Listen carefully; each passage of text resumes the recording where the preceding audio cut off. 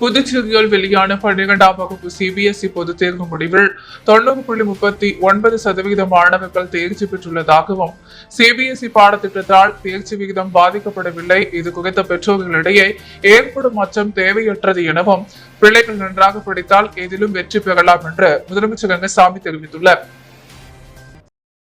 புதுச்சேரியில் வெளியான +2 சிபிஎஸ்இ தேர்வு முடிவுகளை முதலமைச்சர் ரங்கசாமி வெளியிட்ட பின்னர் செய்தியாளர்களிடம் பேசுகையில், 12ஆம் வகுப்பு சிபிஎஸ்இ தேர்வு முடிவில் புதுச்சேரி, காரைக்கால், மாஹி, ஏனாம் பகுதிகளில் ஒட்டுமொத்தமாக 90.39% தேர்ச்சி பெற்றுள்ளதாகவும், மாநிலம் முழுவதும் மொத்தமாக எழுதிய 9,002 மாணவர்களில் 8,137 மாணவர்கள் சிபிஎஸ்இ தேர்வில் தேர்ச்சி பெற்றுள்ளதாகவும், அரசு பள்ளியில் 86.27%, தனியார் பள்ளிகள் 97.24% தேர்ச்சி என குறிப்பிட்டார். மேலும் 9 அரசு பள்ளிகள் 100% தேர்ச்சி பெற்றதாக கூறிய அவர், சிபிஎஸ்இ பாடத்திட்டம் இந்த ஆண்டு சிரமமாக இருக்கும், எவ்வளவு பேர் வெற்றி பெற போகிறார்கள் என்ற எதிர்மறையான கருத்து இருந்தது. இதனை பொய்யாக்கும் வகையில் அதிகமானோர் தேர்ச்சி பெற்றுள்ளனர். அடுத்த ஆண்டு தேர்ச்சி விகிதம் இன்னும் அதிகரிக்கும் என்ற நம்பிக்கை உள்ளதாகவும், அதற்கு அரசு நடவடிக்கை எடுக்கும் என்றார். புதுச்சேரி அரசானது பள்ளி கல்வி மற்றும் உயர்கல்வியில் கவனம் செலுத்துகிறது. குறிப்பாக ஏழை எளிய மக்களுக்கு நல்ல கல்வி கிடைக்க வேண்டும். பட்டியலின மாணவர்களுக்கு ஆரம்ப கல்வி முதல் ஆராய்ச்சி படிப்பு வரை எந்த பள்ளியில் படித்தாலும் அதற்கு கட்டணமில்லை. அரசு அறிவித்த திட்டங்கள் அனைத்தையும் செயல்படுத்தி வருகிறது. வெற்றி பெற்ற மாணவர்கள், கல்வி போதித்த ஆசிரியர்கள் ஆகியோருக்கு பாராட்டுகள், வாழ்த்துக்கள். சிபிஎஸ்இ பாடப்பிரிவில் அதிக தேர்ச்சி கிடைத்துள்ளது. சிபிஎஸ்இ பாடத்திட்டம் கடினம் என்பது குறித்து பெற்றோர்கள், மாணவர்களிடையே கடந்த காலங்களில் எழுந்த அச்சம் தேவையற்றது. பிள்ளைகள் பிடித்தால் எதிலும் வெற்றி பெறலாம். அதற்கு கல்வித்துறை தேவையான அனைத்து முயற்சிகளையும் எடுக்கும். கற்றல் கற்பித்தலில் சிறப்பான வழிமுறைகளை கல்வித்துறை தேர்வு செய்தால் நடைமுறைப்படுத்துகிறது. அடுத்த ஆண்டு கூடுதல் வெற்றி கிடைக்கும் என்ற நம்பிக்கை இருக்கிறதா? அறிவியலில் நிறைய மாணவர்கள் தோல்வி அடைந்துள்ளதன் மீது தனி கவனம் செலுத்துவோம். எங்கள் அரசு பொறுப்பேற்ற பிறகு கல்வித்துறையில் அனைத்து நிலை ஆசிரியர் காலி பணியிடங்கள் நிரப்பப்பட்டுள்ளது. புதுச்சேரியில் அனைவருக்கும் இலவச கல்வி அளிக்கப்படுகிறது. சைக்கிள், காலை மதியம் மாலை சிற்றுண்டிகள், சீருடை, லேப்டாப் என பிள்ளைகள் எளிதாக கல்வி கற்கும் அனைத்து வாய்ப்புகளையும் ஏற்படுத்தி கொடுக்கின்றோம். புதுச்சேரியில் 100 விழுக்காடு கல்வி அனைவருக்கும் கிடைக்கிறது. தனிப்பட்ட மாணவர்கள் மதிப்பெண் சதவிகிதம் குறைந்து போயுள்ளதாக கூறப்படுகிறது. கல்வித்துறை ஆராயும் என முதலமைச்சர் ரங்கசாமி கூறினார். இந்திரா காந்தி அரசு கலை கல்லூரிக்கு விரைவில் 47 கோடி ரூபாய் மதிப்பில் புதிய கட்டிடம் கட்டுவதற்கு அடிக்கல் நாட்டும் விழா நடைபெற உள்ளதாக முதல்வர் ரங்கசாமி தெரிவித்துள்ளார்.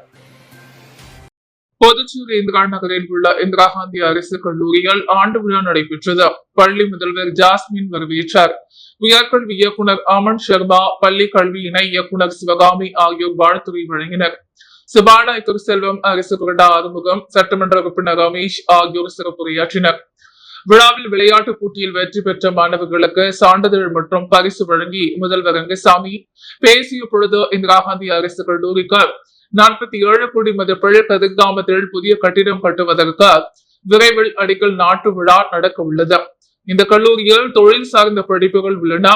படிப்பை முடித்த உடனே தனியார் நிறுவனங்கள் மற்றும் வெளிநாடுகளில் வேலைக்கு செல்ல முடியும். இன்ஜினியரிங் படிப்பை முடித்தவர்கள் உதவியாளர் தேர்வு எழுதி பணிக்கு வருகின்றனர். கலை கல்லூரியில் படித்தவர்கள் தான் அலுவலக நிர்வாக திறமைக்கு வர வேண்டும். சென்டாக் மூலம் கலை கல்லூரியில் படிக்க விரும்புபவர்கள் இந்திரா காந்தி அரசு கல்லூரியை தேர்வு செய்கின்றனர் என முதல்வர் பேசினார். புதிய குற்றவியல் சட்டங்கள் நடைமுறைப்படுத்தியது தொடர்பாக தலைமை செயலர் வாரத்திற்கு ஒரு முறையும், உள்துறை அமைச்சர் 15 நாட்களுக்கு ஒரு முறையும், கவர்னர் மாதத்துக்கு ஒரு முறையும் ஆய்வு செய்ய மேற்கொள்ள வேண்டும் என மத்திய அமைச்சர் அமித்ஷா உத்தரவிட்டுள்ளார். மத்திய அரசு 3 புதிய குற்றவியல் நடைமுறை சட்டங்களை அமல்படுத்தி ஓராண்டு நிறைவடைந்துள்ளது. இது தொடர்பான சீராய்வு கூட்டம் டெல்லியில் நேற்று நடைபெற்றது. கூட்டத்தில் மத்திய உள்துறை அமைச்சர் அமித்ஷா தலைமை தாங்கி காவல்துறை சிறைகள், நீதிமன்ற வழக்கு விசாரணை மற்றும் தடயவியல் சேவைகள் தொடர்பான முக்கிய விதிகளின் முன்னேற்றம் மற்றும் தற்போதைய நிலை குறித்து ஆய்வு மேற்கொண்டார். கூட்டத்தில் புதுச்சேரி துணைநிலை ஆளுநர் கைலாஷ்நாதன், உள்துறை அமைச்சர் நமச்சிவாயம், தலைமை செயலர் சரத் சௌஹான், போலீஸ் டிஜிபி ஷாலினி சிங் ஆகியோர் கலந்து கொண்டனர். கூட்டத்தில் மத்திய அமைச்சர் அமித்ஷா பேசும் பொழுது, புதுச்சேரியில் FIR தமிழ் மொழியில் மட்டுமே பதிவு செய்யப்பட வேண்டும். அது தேவைப்படுபவர்களுக்கு பிற மொழிகளில் கிடைக்க ஏற்பாடு செய்ய வேண்டும். பிரதமர் மோடி தலைமையில் கொண்டுவரப்பட்ட 3 புதிய குற்றவியல் சட்டங்களை அமல்படுத்துவதில் புதுச்சேரி சிறப்பாக செயல்பட்டுள்ளது. மேலும் புதிய குற்றவியல் சட்டங்கள் நடைமுறைப்படுத்திய தொடர்பாக தலைமை செயலர் டிஜிபி வாரத்திற்கு ஒரு முறையும், உள்துறை அமைச்சர் 15 நாட்களுக்கு ஒரு முறையும், கவர்னர் மாதத்திற்கு ஒரு முறையும் ஆய்வு செய்ய வேண்டும் என்றார். சர்வதேச அந்நியர் தினத்தை முன்னிட்டு BM Film இன்டர்நேஷனல் தயாரிப்பில் உருவாக்கியுள்ள குயிலி திரைப்படத்தின் பாடல் வெளியாகி ரசிகர்களை வெகுவாக கவர்ந்துள்ளது. புதுச்சேரியை சார்ந்த BM இன்டர்நேஷனல் பிலிம் நிறுவனத்தின் தயாரிப்பில் இயக்குனர் முருகசாமி இயக்கத்தில் லிசி அண்டோனி, அருண்குமார் உள்ளிட்ட முன்னணி திரைக்கலைஞர்கள் நடித்துள்ள குயிலி திரைப்படம் விரைவில் திரையரங்குகளில் வெளியாக உள்ளது. இந்த நிலையில் சர்வதேச அந்நியர் தினத்தை முன்னிட்டு இசையமைப்பாளர் ஜோஸ்மித் இசையால் பாடலாசிரியர் ஸ்னேகா வரிகளில் உருவான 40 மாசம் என்ற பாடலை பிரபல திரைப்பட பாடகி வைக்கம் விஜயலட்சுமி பாடியுள்ளார். தற்போது இந்த பாடல் இசட் மியூசிக் சவுத் என்ற யூடியூப் தளம் மற்றும் பல்வேறு சமூக வலைதளங்களில் வெளியாகி ரசிகர்களிடையே பெரும் வரவேற்பை பெற்றுள்ளது. இது தொடர்பாக பேசியுள்ள பாடலாசிரியர் ஸ்னேகன், நிறைய பாடல்களை எழுதியிருந்தாலும் இந்த பாடல் உணர்வுகளை வேறொரு இடத்திற்கு கடத்தி செல்லும் என்றும், பிள்ளைகளின் போக்கு மாறும் பொழுது தாயின் குரலாக இந்த பாடல் வந்துள்ளது என கூறினார். இறைச்சல் இசையுடன் கூடிய கலாச்சாரத்தின் மத்தியில் வரிகளை காயப்படுத்தாமல் இசை அமைத்துள்ளது வரவேற்கத்தக்கது என தெரிவித்தார். மேலும் இந்த படத்தை தயாரித்து நடித்துள்ள புதுச்சேரியைச் சேர்ந்த தொழிலதிபர் அருண்குமாருக்கு ஸ்னேகன் வாழ்த்து தெரிவித்துள்ளார். புதுச்சேரி CBSE +2 10ஆம் வகுப்பு பொதுத் தேர்வு முடிவுகள் நேற்று வெளியானது. இதில் புதுச்சேரி அமலோபாவம் மேல்நிலைப் பள்ளி 100% தேர்ச்சி பெற்று சாதனை படைத்துள்ளது. புதுச்சேரி CBSE +2 10ஆம் வகுப்பு தேர்வு முடிவுகள் நேற்று வெளியானது. இதில் புதுச்சேரி அமலோபாவம் மேல்நிலைப் பள்ளி 100% தேர்ச்சி பெற்று சாதனை படைத்துள்ளது. இப்பள்ளியில் தேர்வு எழுதிய 156 பேர்கள் அனைவரும் தேர்ச்சி அடைந்துள்ளனர். அதோடு 500க்கு 489 மதிப்பெண்கள் பெற்ற பரணிதரன் என்ற மாணவன் முதலிடத்தை பிடித்துள்ளார். 481 மதிப்பெண்கள் எடுத்த தனுஷ் 2ஆம் இடத்தையும், 478 மதிப்பெண்கள் எடுத்த ஹரிஹரன் 3ஆம் இடத்தையும் பிடித்துள்ளனர். முதலிடம் பெற்ற மாணவனுக்கு 4 கிராம் தங்க நாணயமும், 2ஆம் இடம் பிடித்த மாணவருக்கு 2 கிராம் தங்க நாணயமும், 3ஆம் இடம் பிடித்த மாணவனுக்கு 1 கிராம் தங்க நாணயம் வழங்கப்பட்டது. இதேபோல் 10ஆம் வகுப்பு CBSE தேர்வில் 100% தேர்ச்சி பெற்று சாதனை படைத்துள்ளது. இப்பள்ளியில் தேர்வு எழுதிய 205 பேர்கள் அனைவரும் தேர்ச்சி அடைந்துள்ளனர். மேலும் 500க்கு 494 மதிப்பெண்கள் பெற்று ஆகாஷ் என்ற மாணவன் முதல் இடத்தையும், 492 மதிப்பெண்கள் எடுத்த ஸ்ரீராம் 2ஆம் இடத்தையும், 489 மதிப்பெண்கள் எடுத்த வனிஷ்வா 3ஆம் இடத்தை பிடித்துள்ளனர். முதலிடம் பெற்ற மாணவனுக்கு 4 கிராம் தங்க நாணயமும், 2ஆம் இடம் பிடித்த மாணவருக்கு 2 கிராம் தங்க நாணயமும், 3ஆம் இடம் பிடித்த மாணவனுக்கு 1 கிராம் தங்க நாணயத்தை அமலோபர்வம் பள்ளியின் தாளாளரும் முதுநிலை முதல்வருமான லூர்துசாமி வழங்கி பாராட்டு தெரிவித்தார். சாதனை படைத்த மாணவர்களை பள்ளியின் முதல்வர் பிரிட்டோ மற்றும் ஆசிரியர்கள் பாராட்டினர். முருங்கம்பாக்கம் அரசு ஆரம்ப சுகாதார நிலைய வளாகத்தில் ரூபாய் 17,64,000 மதிப்பில் தார் சாலை அமைக்கும் பணியை சட்டமன்ற உறுப்பினர் பாஸ்கர் என்ற தட்சிணாமூர்த்தி செய்து தொடங்கி வைத்தார். புதுச்சேரி அரசு சுகாதாரம் மற்றும் குடும்ப நலத்துறைக்காக அரசு பொதுப்பணித்துறை சிறப்பு கட்டிடம் கோட்டம் ஒன்றின் வாயிலாக முருங்கம்பாக்கம் அரசு ஆரம்ப சுகாதார நிலையத்தில் ரூபாய் 17,64,000 மதிப்பில் தார் சாலை அமைக்கும் பணிக்கான திட்ட மதிப்பீடு செய்தார். அப்பணியை தொடங்குவதற்கான பூமி பூஜை விழா நடைபெற்றது. இதில் சட்டமன்ற உறுப்பினர் பாஸ்கர் என்ற தட்சிணாமூர்த்தி கலந்து கொண்டு பூமி பூஜை செய்து பணியை தொடங்கி வைத்தார். இந்நிகழ்ச்சியால் பொதுப்பணித்துறை சிறப்பு கட்டிட கோட்டம் ஒன்றின் செயற்பொறியாளர் வாசு, உதவி பொறியாளர் ராஜ்குமார், இளைநிலை பொறியாளர் சண்முகம் மற்றும் அப்பகுதி என்ஆர் காங்கிரஸ் நிர்வாகிகள், கூட்டணி கட்சி நிர்வாகிகள், பொறுப்பாளர்கள், பொதுமக்கள் பலர் கலந்து கொண்டனர். பிள்ளையார்குப்பம் கூத்தாண்டவர் கோவில் தேர் திருவிழாவில் அமைச்சர் சாய்ஜி சரவணகுமார் கலந்து கொண்ட தேரினை வடம் பிடித்து இழுத்து தொடங்கி வைத்தார். வெள்ளலூர் கோவில் பிள்ளையார்குப்பம் கூத்தாண்டவர் கோவில் திருவிழாவின் கொடியேற்றும் நிகழ்ச்சி சித்திரை மாதத்தில் நடைபெறுவது வழக்கம். அதனை முன்னிட்டு கடந்த 6ஆம் தேதி கிராம மக்களின் கொடியேற்றும் நிகழ்ச்சி நடைபெற்றது. முன்னதாக ஸ்ரீ மீனாட்சி அம்மன் ஆராதனை, சாகை வார்த்தல், ஊரணி பொங்கல் படைத்தல் ஆகிய நிகழ்ச்சிகளும், அதனைத் தொடர்ந்து ஸ்ரீ கூத்தாண்டவர் சுவாமி ஆலயத்தில் கிராம மக்களின் கொடியேற்றும் நிகழ்ச்சி நடைபெற்றது. திருவிழாவின் ஒரு பகுதியாக நேற்று செவ்வாய்க்கிழமை அன்று கூத்தாண்டவர் சுவாமிக்கு திருக்கல்யாணம், பக்தர்களுக்கு தாலி கட்டும் நிகழ்ச்சி மற்றும் சுவாமி சிறப்பு அலங்காரத்தில் திரு வீதி உலாவும், திருக்கல்யாணத்தை தொடர்ந்து இன்று ஸ்ரீ கூத்தாண்டவர் சுவாமி திருத்தேர் வீதி உலாவும் நடைபெற்றது. இதில் அமைச்சர் சாய்ஜி சரவணகுமார் கலந்து கொண்டு தேர் படம் பிடித்து நிகழ்ச்சியை தொடங்கி வைத்தார். முன்னதாக அமைச்சர் சாய்ஜி சரவணகுமாருக்கு ஆலயத்தில் பரிவட்டம் கட்டி மரியாதை செய்யப்பட்டது. மேலும் தேர் திருவிழாவில் டெபுட்டி கலெக்டரும் குமரன் ஆதிதிராவிடர் நலத்துறை இயக்குநர் சாய் இளங்கோவன் ஆகியோர் கலந்து கொண்ட தேர் திருவிழாவில் கலந்து கொண்டு சுவாமி தரிசனம் செய்தனர். மேலும் தேர் திருவிழாவில் சுற்றுவட்டார பகுதிகளை சார்ந்த நூற்றுக்கணக்கான பக்தர்கள் கலந்து கொண்ட விழாவினை சிறப்பித்தனர். அதனைத் தொடர்ந்து மாலை அழுகலை நிகழ்ச்சி நடைபெற்றது. மேலும் மே 29 படுகளம் எழுப்புதல் நிகழ்ச்சி நடைபெறுகிறது. திருவிழாவில் திருநங்கைகள் தாலி கட்டிக் கொள்ளும் நிகழ்வும் இடம்பெறுகிறது. நிகழ்ச்சிக்கான ஏற்பாட்டினை கோவில் நிர்வாக அதிகாரி மற்றும் பிள்ளையார் குப்பம் கிராம பொதுமக்கள் மற்றும் இளைஞர்கள் வெகு சிறப்பான முறையில் செய்து வருகின்றனர். புலவர்கரை தொகுதிக்குட்பட்ட ரெட்டியார்பாளையம், லாம்பூர் சரவணன் நகரில் உள்ள அடுக்குமாடி குடியிருப்பில் 29 குடியிருப்புகளில் 4,38,19,000 மதிப்பீட்டில் நிலுவையில் உள்ள பணிகளை முடிக்கும் பணிக்கான பூமி பூஜையினை தொகுதி சட்டமன்ற உறுப்பினர் சிவசங்கர் பூமி பூஜை செய்து துவங்கி வைத்தார். புதுச்சேரி அரசு குடிசை மாற்று வாரியம் சார்பில் உழவர்கரை தொகுதிக்குட்பட்ட ரெட்டியார்பாளையம், லம்பூர் சரவணன் நகரில் அடுக்குமாடி குடியிருப்புகள் உள்ளது. இதில் கட்டி முடிக்கப்பட்ட 29 குடியிருப்புகளுக்கு நிலுவையில் உள்ள பணிகளை முடிக்கும் பணிக்கான பூமி பூஜை நிகழ்வு நடைபெற்றது. சுமார் 4,38,19,000 மதிப்பீட்டில் நடைபெற உள்ள இந்த பணிகளை தொகுதி சட்டமன்ற உறுப்பினர் சிவசங்கரன் சிறப்பு விருந்தினராக கலந்து கொண்டார். பூமி பூஜை செய்து துவக்கி வைத்தார். விழாவில் செயல் பொறியாளர் ரவிச்சந்திரன், உதவி பொறியாளர் அனில்குமார், இளநிலை பொறியாளர் பாஸ்கரன், ஒப்பந்ததாரர் பிரேமானந்தம் மற்றும் ஊர் முக்கிய பிரமுகர்கள், பொதுமக்கள் பலர் கலந்து கொண்டனர். காமராஜர் வீடு கட்டும் திட்டத்தை பிரதமரின் வீடு கட்டும் திட்டத்துடன் இணைத்த ரூபாய் 5 லட்சம் மானியம் வழங்குவதற்கான விண்ணப்ப படிவத்தை துறை அமைச்சர் திருமுருகன் மற்றும் குடிசை மாற்று வாரிய அதிகாரிகள் முதல்வரிடம் காண்பித்து ஒப்புதல் பெற்றனர்.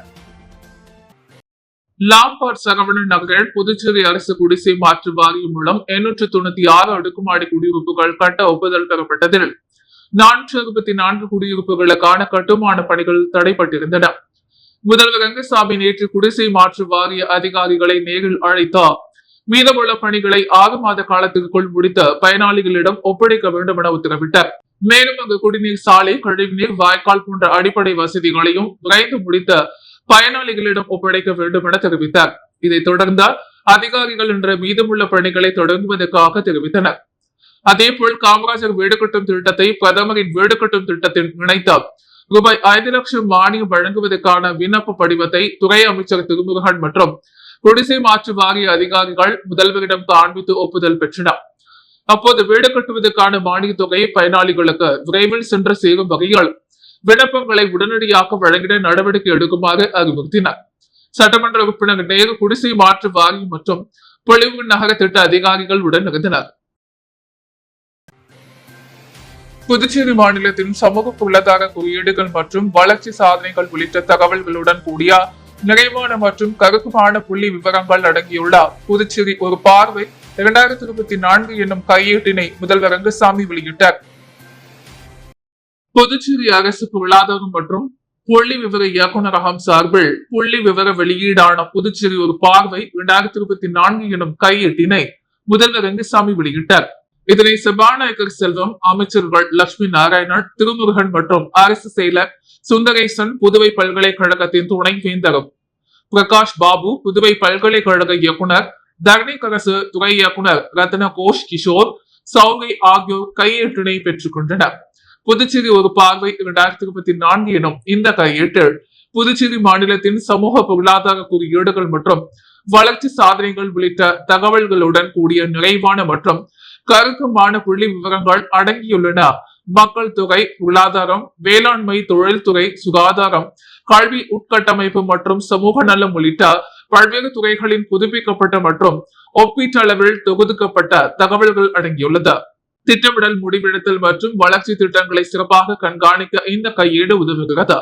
இப்பதிப்பில் சமீபத்திய தகவல்களும் வளர்ச்சி போக்குகளையும் காட்டும் ஒப்பீடு புள்ளி விவரங்களும் இடம்பெற்றுள்ளன. புதுச்சேரி மாநிலத்தில் சமூக பொருளாதார நிலைமையை பற்றியும் வெளிப்படைத்தன்மை, தகவல் அறிதல் மற்றும் பொது விழிப்புணர்வு ஆகியவற்றை மேம்படுத்தும் வகையில் இக்கையேடு வடிவமைக்கப்பட்டுள்ளது. நோயாளிகளுக்கு வேண்டிய மருந்துகள் அது விலை உயர்ந்த மருந்துகளாக இருந்தாலும் அனைத்து மருந்துகளும் அரசு மருத்துவமனைகளிலேயே கொடுக்கப்பட வேண்டும் என நலவழித்துறையை மேம்படுத்துவது குறித்த ஆய்வுக் கூட்டத்தில் முதலமைச்சர் ரங்கசாமி உத்தரவிட்டுள்ளார். புதுச்சேரி அரசு நலவழித்துறையை மேம்படுத்துவது குறித்த ஆய்வுக் கூட்டம் முதலமைச்சர் ரங்கசாமி தலைமையில் புதுச்சேரி சட்டப்பேரவையில் நடைபெற்றது. இக்கூட்டத்தில் நலவழித்துறையின் மூலம் செயல்படுத்தப்படும் திட்டங்கள் மற்றும் மேற்கொள்ளப்பட வேண்டிய பணிகள் குறித்து விரிவாக ஆராயப்பட்டது. அப்போது முதலமைச்சர் ரங்கசாமி நலவழித்துறைகள் காலியாக உள்ள அனைத்து பணியிடங்களையும் உடனே நிரப்ப நடவடிக்கை எடுக்குமாறு உத்தரவிட்டார். இதனைத் தொடர்ந்து அனைத்து அரசு மருத்துவமனைகள், ஆரம்ப சுகாதார நிலையங்களில் இருப்பில் உள்ள உயிர்காக்கும் மருந்துகளின் விவரங்களை கேட்டறிந்த முதலமைச்சர் நோயாளிகளுக்கு வேண்டிய மருந்துகள் அது விலை உயர்ந்த மருந்துகளாக இருந்தாலும் அனைத்து மருந்துகளும் அரசு மருத்துவமனைகளிலேயே கொடுக்கப்பட வேண்டும், வெளியில் சென்று மருந்துகளை வாங்க பரிந்துரைக்க கூடாது என்று அறிவுறுத்தினார். மேலும் அரசு மருத்துவமனைகளில் வாங்கப்பட்டுள்ள மருத்துவ கருவிகள் அனைத்தும் முறையாக பராமரிக்கப்பட்ட செயல்பாட்டில் உள்ளதை உறுதிப்படுத்த வேண்டும் என்றும் நலவழித்துறை அதிகாரிகளுக்கு முதலமைச்சர் உத்தரவிட்டார். அதேபோல் முதலமைச்சரை தலைவராக கொண்ட புதுச்சேரி மருத்துவ நிவாரணம் சங்கத்தின் மூலம் மருத்துவ நிதி உதவி வழங்கும் திட்டத்தை அனைத்து மக்களும் பயன்பெறும் வகையில் மீண்டும் செயல்பாட்டிற்கு கொண்டு வர வேண்டும் என்று கேட்டுக்கொண்டார். புதுச்சேரிக்கு தனி மாநில தகுதி கேட்டு மத்திய அரசை வலியுறுத்தி வரும் 27/6/2025 அன்று தலைநகர் புதுடில்லிக்கு சென்று போராட்டம் நடத்த உள்ள நிலையால் இதற்கான கையெழுத்து இயக்கத்தினை முதல்வர் ரங்கசாமி தொடங்கி வைத்தார்.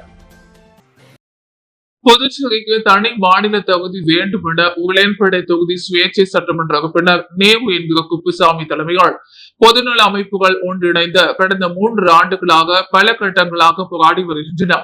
மேலும் கடந்த 2 சட்டமன்ற கூட்டத்தொடர்களில் சட்டமன்ற உறுப்பினர் நேரு என்கிற குப்புசாமி புதுச்சேரிக்கு மாநில அந்தஸ்துக்கு பெறுவதற்கான கோரிக்கையை வலியுறுத்தி தனி நபர் தீர்மானத்தை சட்டமன்றத்தில் கொண்டு வந்தார்.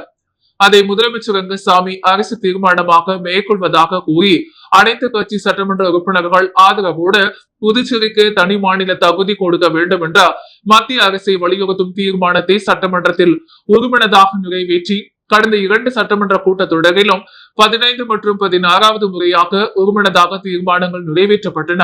இத்தீர்மானங்கள் மத்திய அரசுக்கு முறையே அனுப்பி வைக்கப்பட்டது. ஆனால் மத்திய அரசு தனி மாநில தகுதி வழங்குவதற்கான எந்தவித நடவடிக்கையும் இதுவரை எடுக்காமல் மாநில அரசு கோரிக்கைக்கு செவிசாய்க்கவில்லை.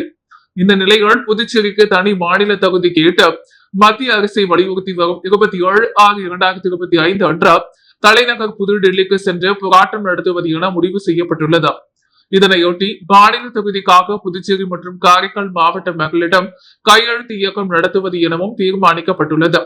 அதாவது புதுச்சேரி காரைக்கால் மக்களிடம் மொத்தம் 1,00,000க்கும் மேற்பட்ட கையெழுத்து பெறுவது என்றும் அக்கையெழுத்து மனுவை டெல்லி சென்று மத்திய அரசிடம் ஒப்படைக்கவும் திட்டமிட்டுள்ளோம். இந்த கையெழுத்து இயக்கத்தை இன்று சட்டப்பேரவை வளாகத்தில் உள்ள முதலமைச்சர் அலுவலகத்தில் முதலமைச்சர் ரங்கசாமி மனுவில் முதல் கையெழுத்து போட்டு தொடங்கி வைத்துள்ளார்.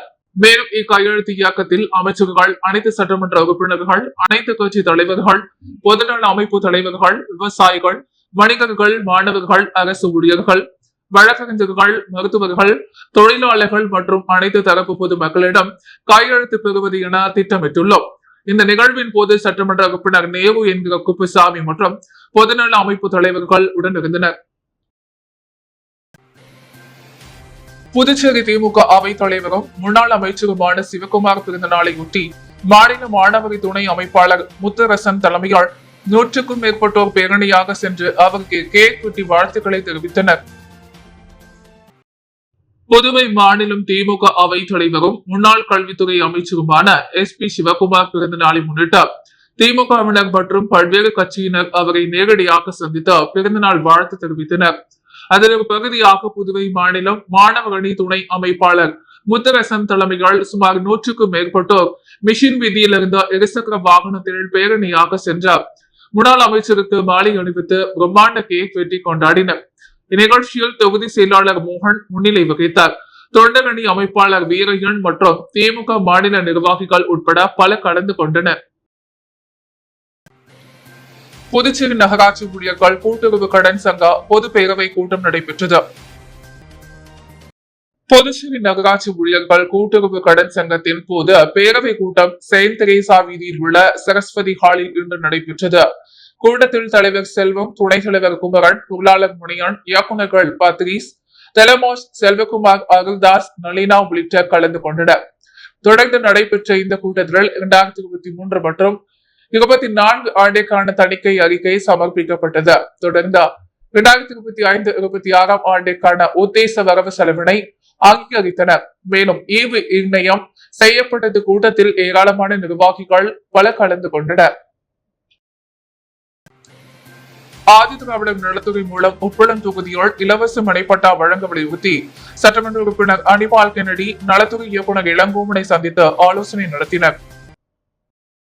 உப்பளம் தொகுதி ஆட்டுப்பட்டி, நேதாஜி நகர், 2 வெங்காயத்தோப்பம் மற்றும் ரோடியர்பேட் பகுதிகளில் வாழும் ஏழை மற்றும் சமூகத்தில் பின்தங்கிய மக்களுக்கு இலவச மனைப்பட்டா அல்லது அடுக்குமாடி குடியிருப்புகள் வழங்குவதற்கான முயற்சிகள் தொகுதி சட்டமன்ற உறுப்பினர் அனிபால் கென்னடி நடவடிக்கை மேற்கொண்டார். இது தொடர்பாக சட்டசபையில் முதல்வர் மற்றும் சம்பந்தப்பட்ட அமைச்சர்களிடம் வலியுறுத்தி வந்தார். இதையடுத்து நிலம் பெறுவதற்கான உரிமம் வழங்கப்பட்டது. தொடர்ந்து ஆதிதிராவிடர் நலத்துறையின் சிறப்பு கூறு நிதி மூலம் இந்த திட்டம் செயல்படுத்தப்படும் வகையால் திட்டமிடப்பட்டுள்ளது. திட்டம் தொடர்பாக ஆதிதிராவிடர் நலத்துறை இயக்குநர் இளங்கோவனை சட்டமன்ற உறுப்பினர் அனிபால் கென்னடி நலத்துறை அலுவலகத்தில் சந்தித்து ஆலோசனை நடத்தினார். ஆலோசனைகள் மக்களுக்கு இலவச மனைப்பட்டா வழங்க அரசை நேரடியாக நிலங்களை கைப்பற்ற வேண்டும்.